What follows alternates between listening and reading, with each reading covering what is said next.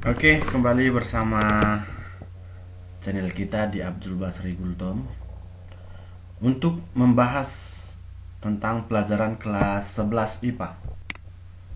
Ini video khusus saya buat untuk siswa-siswi atau taruna-taruni yang ada di SMA Sedayu Nusantara tentang larutan penyangga. Nah, anak-anak semuanya, larutan penyangga itu apa? Kan begitu ya. Jadi larutan penyangga atau buffer atau nama lainnya dapar itu adalah larutan yang dapat mempertahankan pH. Itu dulu ya. Larutan yang dapat mempertahankan tingkat keasaman. Dia dapat mempertahankan tingkat keasaman dengan penambahan sedikit asam, penambahan sedikit basa, ya, ataupun pengenceran atau penambahan air tidak berpengaruh terhadap perubahan pH.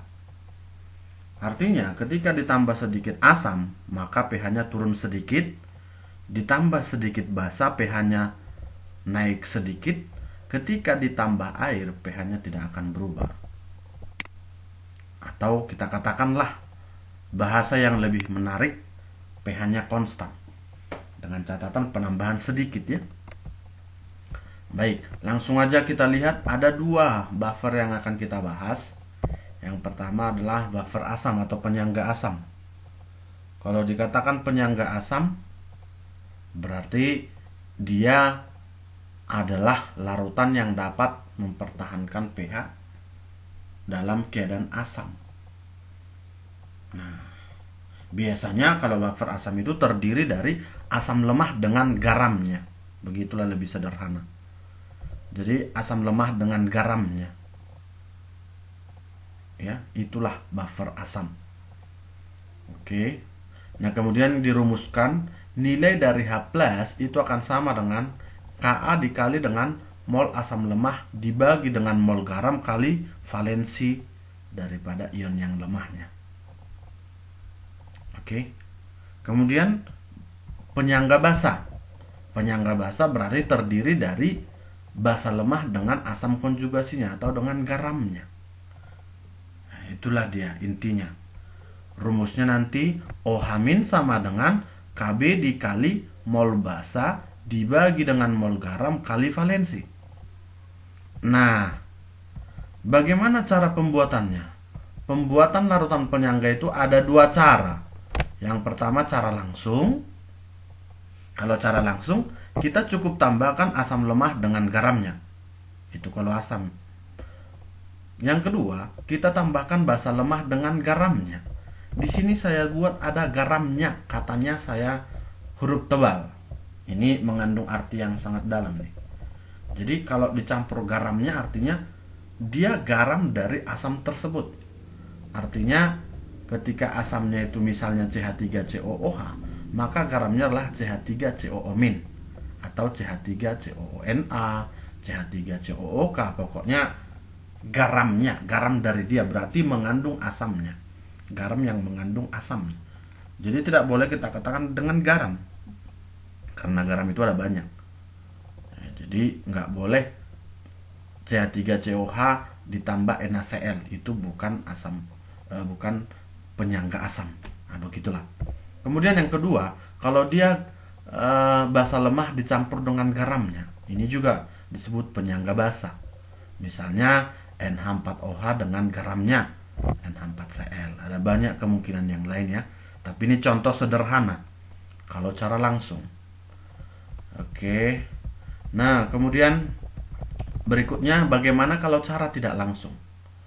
Cara tidak langsung ini kita harus mencampurkan antara asam dengan basa.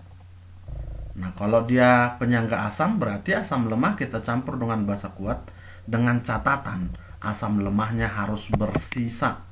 Berarti harus berlebih asam lemahnya. Berarti basa kuatnya harus habis. Diingat ini anak ya.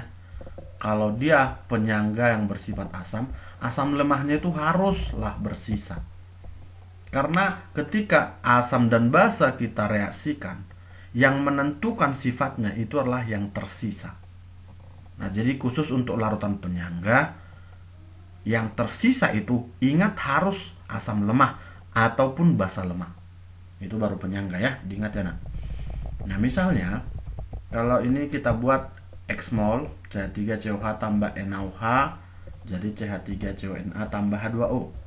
X-mol Y-mol. Supaya disebut dia penyangga maka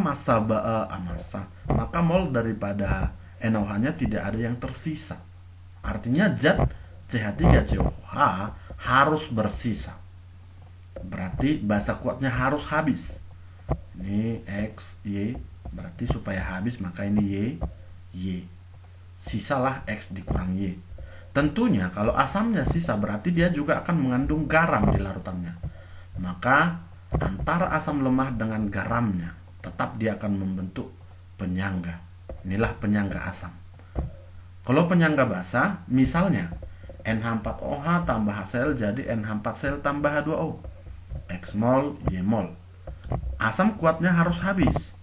Berarti kalau Y mula-mula, Y harus habis. Tidak ada lagi sisa. Tersisalah NH4OH X kurang Y. Garamnya juga akan mengandung sisa atau terbentuk. Jadi ingat anak-anak sekalian, kalau penyangga asam yang tersisa asam lemah, penyangga basa yang tersisa basa lemah. Intinya tetap akan membentuk asam lemah dengan garamnya, basa lemah dengan garamnya. Nah, ini larutan buffer dalam kehidupan sehari-hari. Ini boleh anak-anak baca di buku atau di referensi yang lain. Ini bisa dibaca ya. Kita langsung masuk ke soal.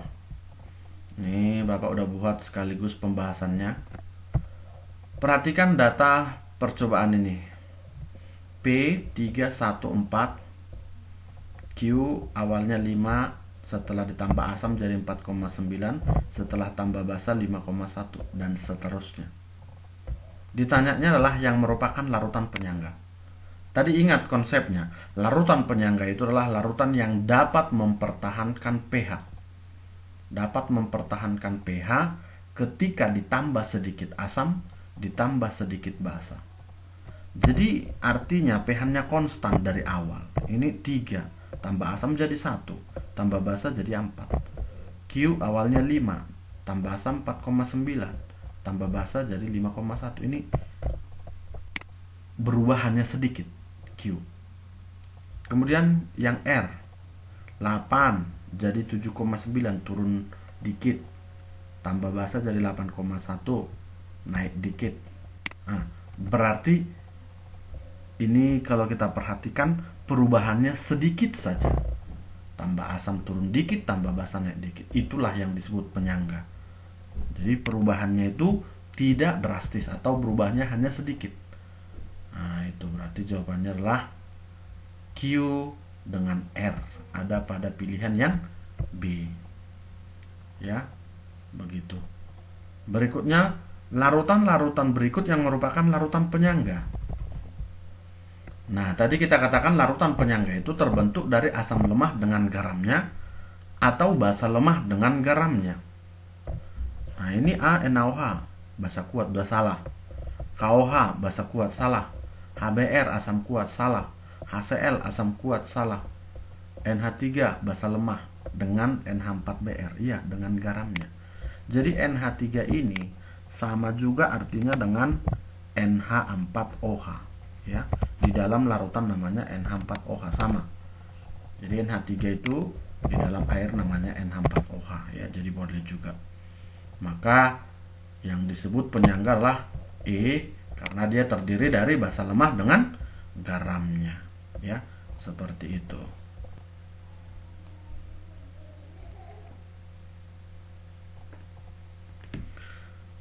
Oke,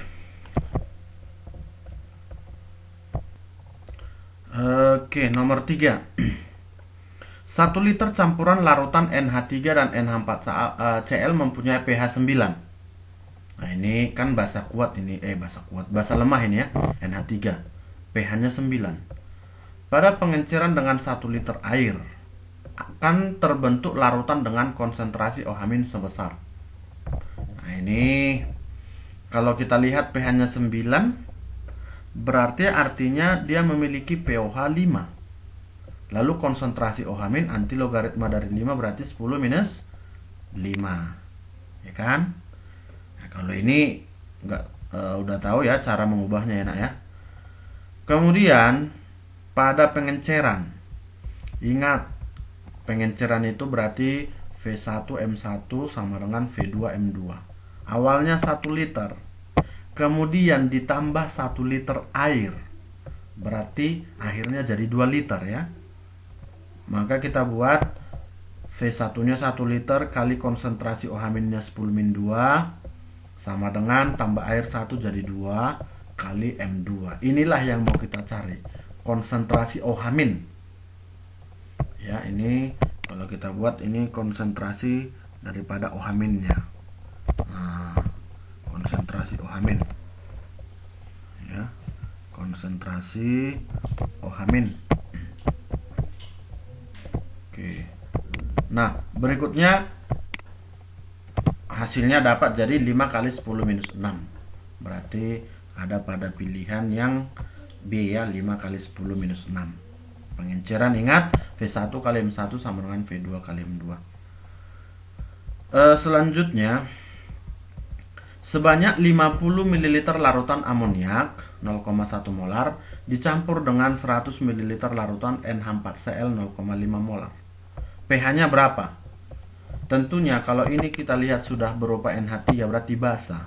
Maka kita pastikan jawabannya itu adalah di atas 7. Jadi kalau misalnya tanpa kita hitung, jawabannya kemungkinan besar adalah E. Nah, tapi kita lihatlah.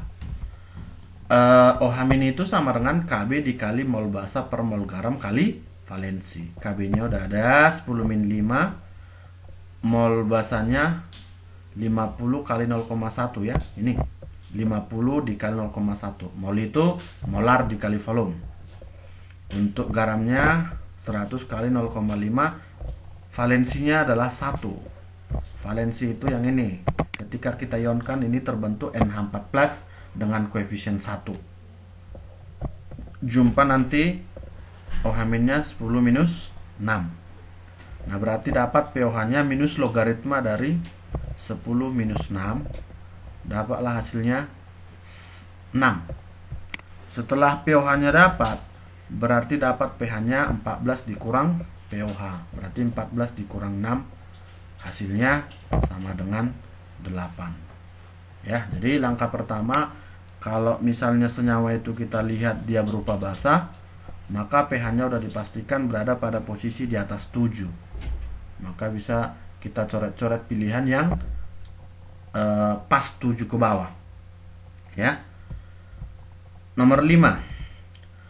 Ke dalam larutan basa lemah LOH ditambahkan padatan garam L2SO4 sehingga konsentrasi LOH menjadi 0,1 molar dan konsentrasi L2SO4 0,05 molar. Bila Kb LOH sama dengan 10 min 5, berapa pH campurannya? Nah, ini juga langsung kita masukkan karena ini adalah penyangga yang langsung dibuat tanpa harus campur asam basanya. Maka Kb kali mol basa per mol garam kali valensi itulah nilai OH-nya. Kb-nya 10 minus 5, yang ini tinggal masukkan ya nak ya. Molarnya 0,1 untuk basanya, garamnya 0,05. Jangan lupa valensinya 2. Yang disebut valensi 2 yang ini. Ya, valensi 2. Ionnya kan ion lemahnya dari si L, OH dari si L itu. Berarti valensi 2. Nah, hasilnya konsentrasi OH-nya 10 minus 5. Berarti dapat pOH-nya minus log 10 min 5 sama dengan 5. Setelah itu kita dapatkanlah pH-nya 14 kurang 5 sama dengan 9. Oke. Nomor 6. Untuk membuat larutan penyangga yang mempunyai pH sama dengan 4 ke dalam 100 ml larutan CH3COH 0,5 molar, Ka sama dengan 10 min 5. harus ditambahkan larutan CH3CONA 0,5 molar sebanyak. Berarti kita mau cari volume garamnya. Nah, ini cukup kita masukkan ke dalam rumusnya juga ini. Ini karena asam berarti pakai H+ ya.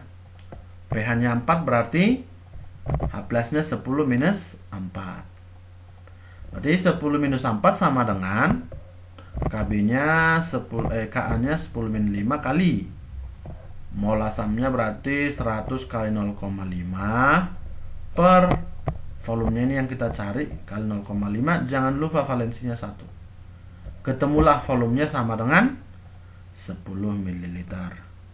Nah, kalau untuk berhitung mencarinya ini kan udah tentu bisa ya. Tinggal masukkan ke angkanya ya. Berarti jawabannya adalah C. Oke, ini nanti soalnya sampai 10 kita buat, jadi diharap ditunggu anak-anak semuanya supaya lebih paham. Ini Bapak juga berusaha supaya durasinya lebih singkat dan lebih mengerti, sehingga Bapak juga agak lebih cepat buatnya. Larutan HCOOH 0,1 molar dengan Ka 10-4 dicampurkan dengan larutan HCONA 0,01 molar sehingga pH menjadi 5. Tentunya kalau pH jadi 5 artinya H+-nya 10 min 5. Kita coba masukkan ke angka-angka yang sudah tersedia. 10 min 5 sama dengan Ka-nya 10 min 4 kali volume asam kali molarnya 0,1 per volume garam kali 0,01. Nah, kita tinggal masukkan perbandingannya adalah berapa gitu ya. Ini kita coret 10 min 5 dengan 10 min 4 berarti 10. 0,1 per 0,01 10 juga. 10 kali 10 di atas berarti 100. Maka dapat 1 sama dengan 100 volume asam per volume garam.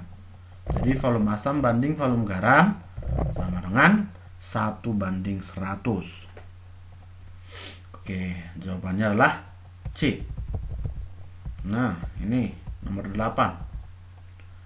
Agar diperoleh larutan dengan pH sama dengan 8,5 ke dalam 250 ml larutan NH4Cl 0,05 molar dialirkan gas amoniak dengan Kb 10 min 5 pada STP sebanyak. Dikasih tahu log 3 sama dengan 0,5. Nah, jadi anak-anak kalau misalnya ini ada kasih tahu log 3 sama dengan 0,5, berarti ini sangat penting untuk kita ubah ke sini. Nah, kan kalau misalnya kita cari pH-nya berarti 14 kurang 8,5. Jadi 5,5. Kurang bagus berhitungnya kalau kita buat OH-nya 10 pangkat min 5,5. Jadi kita coba ubah dengan catatan nanti dia ketika dalam bentuk POH harus bentuk kurang, jangan bentuk tambah. Misalnya X tambah log Y, itu salah, harus X kurang log Y ya. Diingat itu harus bentuk kurang supaya kita mudah ubahnya ke OH min. Jadi kalau 8,5 itu kan sama dengan 8 tambah log 3, karena log 3 dari 0,5 berarti pH-nya 14 dikurang 8 tambah log 3, hasilnya 6 dikurang log 3. Jadi dapatlah OH minnya 3 dikali 10 min 6. Kalau sudah dapat seperti ini bentuk yang mudah kita perhitungkan, tinggal kita masukkan ke rumusnya ya. Berarti pH-nya OH minnya 3 kali 10 min 6 sama dengan Kb-nya 10 min 5 kali milimol basa per, ini basanya garamnya 250 kali 0,05. Karena ini mililiter berarti di atas milimol ya. Ya udah, dapatlah dia milimolnya sebesar 3,75. Inilah milimol dari amoniak. Maka volume amoniak pada STP itu sama dengan mol kali 22,4. Hasilnya jadi 84 ml. Ya, ini yang penting diingat adalah skema-skema proses pengerjaannya ya. Oke. Terus selanjutnya Nomor 9. Ke dalam 500 ml larutan CH3COH 0,1 molar ditambah CH3COH sehingga pH campuran menjadi 5. Ka-nya 2 kali 10 min 5. Massa CH3COOK yang dimasukkan adalah, jadi ini tinggal kita masukkan ke rumusnya juga. Kalau pH-nya 5 berarti H plus-nya 10 min 5. Kita masukkan ke rumusnya. 10 min 5 sama dengan Ka-nya 2 kali 10 min 5 kali mol asam per mol garam. Asamnya kan ini kita ubah dulu ini ke liter, berarti 0,5 dari 500 ini ya. 0,5 kali 0,1 per mol garam. Valensinya tentunya 1, jadi nggak usah ditulis. Jadi udah dapat seperti itu, dapat mol garamnya 0,1. Setelah dapat mol garamnya 0,1, dapatlah massanya. Dengan catatan massa itu kan sama dengan mol kali mr. 0,1 kali mr-nya untuk CH3COOK itu 98 ya, boleh dihitung sendiri ya. Ini Bapak nggak usah buat proses penghitungannya itu. Jadi hasilnya 9,8 ya. 9,8 berarti pilihan yang D ya, pilihan yang D 9,8. Pilihan yang D. Oke, soal yang terakhir ini udah sangat durasi lama ini ya, tapi Bapak yakin ini sangat penting dan ini sebagai dasar nanti untuk mengerjakan soal berikutnya ya, dipahamilah dengan baik. Di antara pasangan berikut yang membentuk penyangga, tadi konsepnya adalah bahwa penyangga itu tersisa haruslah yang lemah. Jadi kalau misalnya ini NaOH basa kuat, HCl asam kuat, ini udah pasti bukan lagi jawabannya, karena terdiri dari asam kuat sama basa kuat. Kalau larutan penyangga harus yang tersisa asam lemah atau basa lemah.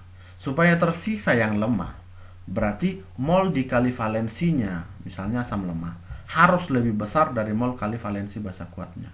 Demikian sebaliknya. Kalau dia bersifat penyangga basa, berarti mol kali valensi basa lemahnya harus lebih besar dari mol kali valensi asam kuat.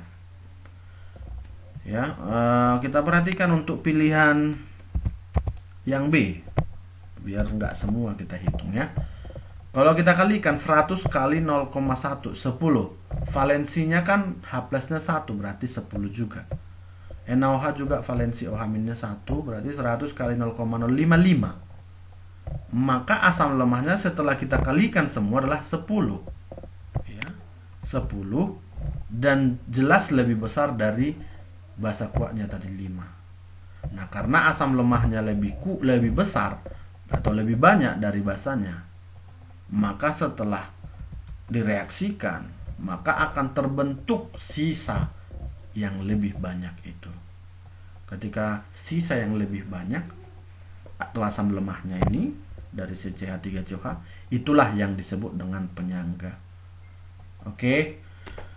Nah, demikianlah pembahasan kita kali ini dulu.